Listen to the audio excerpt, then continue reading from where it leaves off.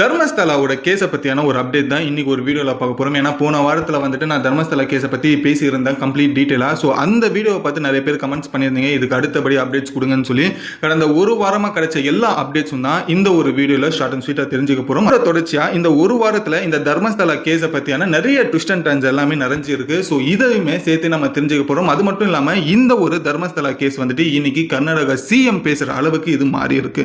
So இப்போ literally பார்த்தீங்கன்னா கவர்மெண்ட்டும் இந்த தர்மஸ்தலா கேஸை பற்றி கவனிச்சுக்கிட்டு இருக்காங்க அப்படின்ற ஒரு விஷயம் தெரிஞ்சுக்கங்க. இது கூடவே யாருமே எதிர்பார்க்காத அன்எக்ஸ்பெக்டடான சில விஷயங்களுமே நடந்திருக்கு. என்ன அப்படின்றப்ப பார்க்கும்போது இந்த தர்மஸ்தலா கேஸை சுற்றி நடக்கிற மர்மங்கள் இருக்கு இல்லையா, இதுலையுமே தான் 18 வருஷத்துக்கு முன்னாடி 20 வருஷத்துக்கு முன்னாடி காணாமல் போன என்னோட பெண் குழந்தையும் இந்த மாதிரி வந்துட்டு கொல்லப்பட்டிருக்கலாம் அப்படின்ற ஒரு விஷயத்தில் அடிப்படையில் இன்னைக்கு தான் பெண் குழந்தைகள் இழந்த சில அப்பா அம்மாக்கள் வந்துட்டு முன் வந்து கேஸ் கொடுக்க ஆரம்பிச்சிருக்காங்க இந்த தர்மஸ்தலா கேஸ்க்கு அகைன்ஸ்டா. இதனால இன்னைக்கு ஏகப்பட்ட புது கேஸ் வந்துட்டு இந்த தர்மஸ்தலா கேஸுக்கு